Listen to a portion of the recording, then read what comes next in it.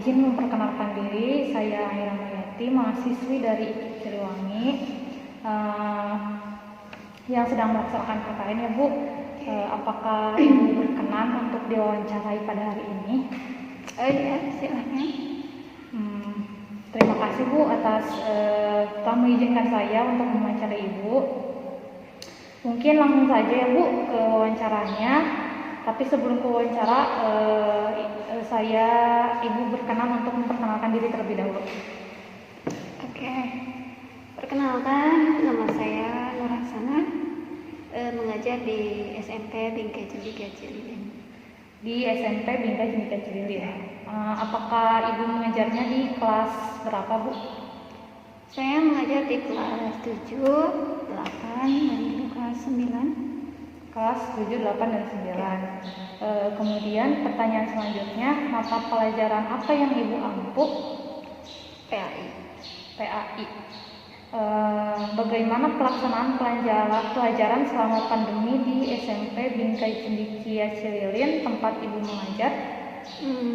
Kebetulan ya, SMP Bingkai Cendika Cililin lokasinya agak nggak di kota gitu, jadi ada di pedesaan.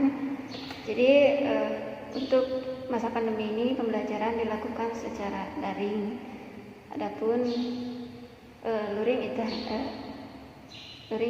luring sama laring gitu. Oh, baik Bu. Jadi daring sama luring. Kemudian aplikasi atau media apa saja yang digunakan dalam pembelajaran online?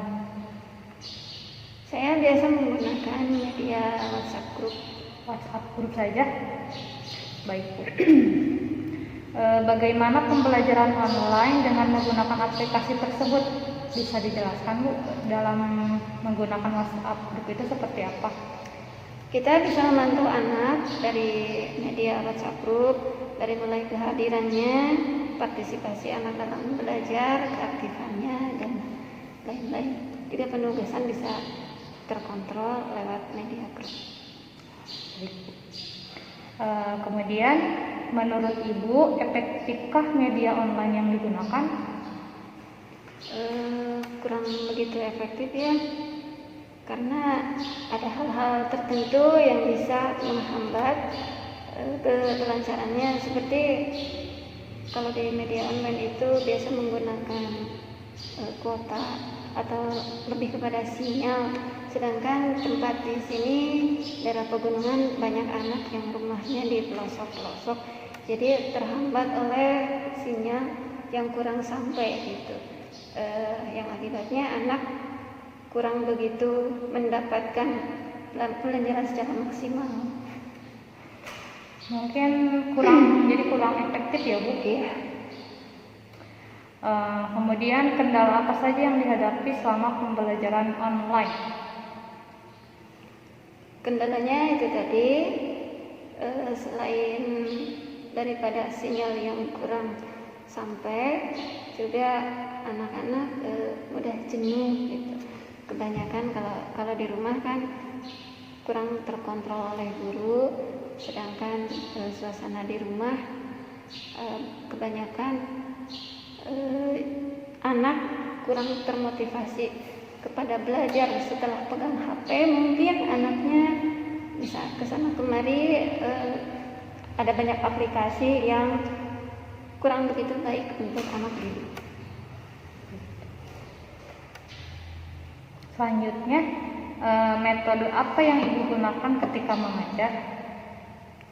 Mengajar di kelas maksudnya? Ya, mengajar baik secara luring atau secara daring.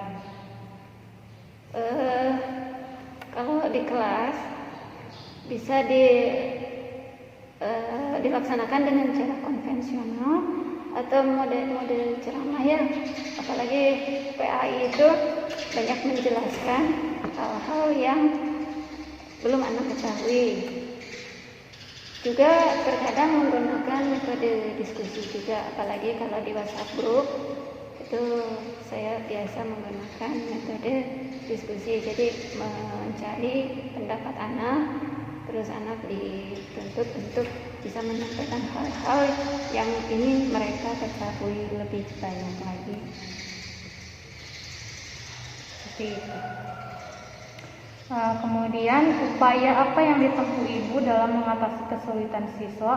Maksudnya apakah ada siswa yang kesulitan? Bagaimana cara mengupayakan siswa tersebut? Misalkan di kelas, Ya. Apakah dalam mata pelajaran ibu ada yang siswa yang merasa kesulitan atau tidak? hampir 80% untuk mata pelajaran saya, insya Allah anak-anak bisa mengikuti. Cuma 1-2 orang mungkin, kan pelajaran PAI itu banyak mengandung unsur pembelajaran Al-Quran juga. Mungkin hanya 1-2 orang yang kesulitan dalam mengenal tulisan Arab atau membaca Al-Quran itu, paling bisa di privat di luar jam pelajaran. Mungkin jadi upayanya memprivate ya beberapa siswa yang masih kurang dalam baca Al-Quran gitu ya Bu. Terima kasih Ibu atas wawancaranya. Mudah-mudahan kedepannya sekolahnya bisa lancar lagi, Ibu mengajarnya lancar lagi. Dan sekian dari saya Bu. Assalamualaikum warahmatullahi wabarakatuh. Assalamualaikum warahmatullahi wabarakatuh. Sebelumnya izin perkenalan ya Bu. Nama saya Aira Mayati. Saya mahasiswi IKIP Siliwangi yang kebetulan sedang melaksanakan KKN. Mungkin saya minta izin dulu kepada Ibu. Apakah Ibu berkenan untuk diwawancarai pada hari ini? Assalamualaikum warahmatullahi wabarakatuh. Ya, saya berkenan untuk diwawancarai pada hari ini. Baik, terima kasih ya Bu.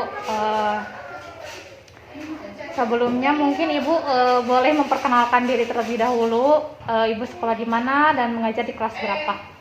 Baik, perkenalkan, nama saya Titania Ananda. Saya mengajar di SMA Lekesa Cililin. Kemudian Ibu mengajar mata pelajaran apa? Kebetulan saya mengajar pelajaran bimbingan dan konseling. Di kelas berapa? Di kelas 10, 11, dan 12. Baik Bu. Kemudian pertanyaan selanjutnya, bagaimana pelaksanaan pembelajaran selama pandemi di SMA tempat Ibu mengajar? Saya men-share materi-materi untuk anak-anak baca. Nah, selanjutnya saya akan menjelaskan di pas jadwal tatap muka. Baik. Selanjutnya, bagaimana pembelajaran online dengan menggunakan aplikasi tersebut? Sangat kesulitan karena beberapa anak itu sebenarnya dari sekolah sudah dijelaskan bagaimana cara mengirim tugas, mencek informasi, tapi anak-anak itu banyak yang kendalanya itu sulit untuk mengirim untuk mengirim tugas. Jadi kita guru-guru itu terkadang bingung, mengirim tugas di classroom tidak, konfirmasi ke sekolah tidak, di WhatsApp juga tidak. Jadi guru itu kalau yang tidak sama sekali mengumpulkan sering dijapri, ditanyakan bagaimana tugasnya, seperti itu. Itu sih medianya. Jadi medianya media Google Classroom dengan WhatsApp group mungkin ya Bu? Kalau untuk BK itu Classroom pakai, WA pakai. Kadang kita juga Zoom meeting gitu. Untuk melakukan pertemuan. Iya. Menurut Ibu, apakah efektifkah media tersebut untuk dijadikan pembelajaran? Sebenarnya kalau untuk daring menggunakan Classroom dan Zoom meeting itu sangat-sangat tidak efektif. Karena yang pertama itu kendalanya sinyal. Karena di kita itu sangat sulit sinyal. Terus yang keduanya itu kuota. Anak-anak itu sangat kesulitan. Kadang bilangnya kurang kuota. Nah, jadi sekolah itu menyediakan wifi kalau untuk sekarang. Jadi anak-anak yang akan mengerjakan tugas daring itu dipersilakan untuk ke sekolah. Seperti itu. Mungkin itu juga termasuk kendala selama pembelajaran online mungkin ya Bu? Yaitu kuota dan sinyal. Biasanya metode apa yang Ibu gunakan untuk mengajar? Biasanya hanya presentasi saja. Yang pertama itu mungkin untuk pertemuan pertama, kedua itu saya yang presentasi materi, perkenalan seperti itu. Selanjutnya anak-anak yang mencari materi lalu mempresentasikannya seperti itu. Mungkin upaya apa yang ditempuh Ibu dalam mengatasi kesulitan siswa dalam belajar? Nah, karena kan untuk daring itu sangat tidak efektif ya Bu, jadi saya alhamdulillah juga diizinkan oleh kepala sekolah dan kurikulum untuk melaksanakan tatap muka, tapi terkhusus untuk bimbingan konseling saja, jadi tatap muka dengan waktu yang sangat singkat, yaitu 45 menit per kelas. Dalam seminggu berapa kali? Dalam seminggu itu hanya 2 kali. Pertemuan. Ya, jadi itu juga satu kelasnya itu dibagi 2, jadi setengah-setengah. Pertanyaan-pertanyaan sudah Ibu jawab. Mungkin itu saja. Terima kasih atas waktunya. Wassalamualaikum warahmatullahi wabarakatuh. Baik, ini adalah tampilan awal dari Google Classroom setelah Ibu menginstalnya, kemudian mendaftar sebagai guru menggunakan akun Google. Pertama, untuk membuat kelasnya, itu tinggal klik tombol plus di bawah, kemudian pilih create class. Setelah itu masukkan kelas name-nya, misalnya kelas 7A PAI. Untuk sectionnya, misalnya di sini dimasukkan jadwal Ibu mengajar Senin dan Selasa. Di room itu silakan masukkan nama Ibu. Nah, setelah itu di subjek masukkan mata pelajaran yang Ibu ampu. Setelah diisi semua, tinggal klik tombol create. Tunggu beberapa saat.